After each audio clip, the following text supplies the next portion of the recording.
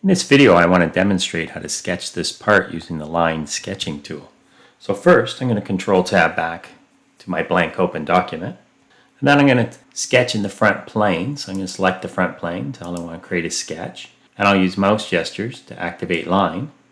And I'm going to start at the origin. So I'm going to click on the origin.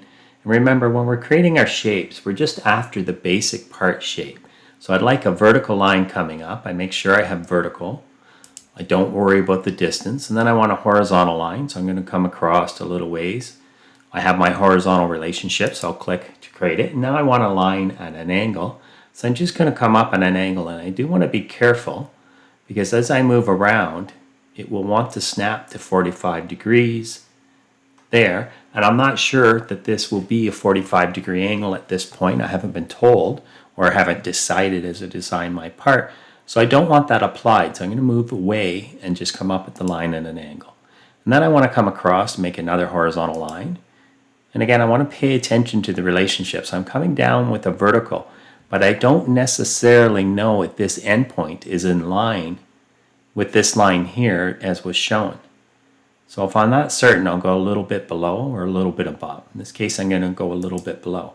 Now I want another angled line, but I want it parallel to the previous line. So I want to carefully move it. I'm going to come down. And I also want it coincident with the origin. Right now, I don't have either relationship. So I'm going to move around a little bit. And I'm going to go back and I want to make sure it's working to this line. So when I hover over it, it goes orange.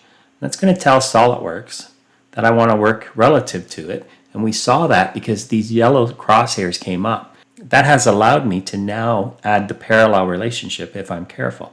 So I want the parallel and I want this horizontal. So I'm going to click and then I can come across back to the origin and click, and I made my closed shape. So I'm going to move off and push escape and I'll fit the geometry to my screen.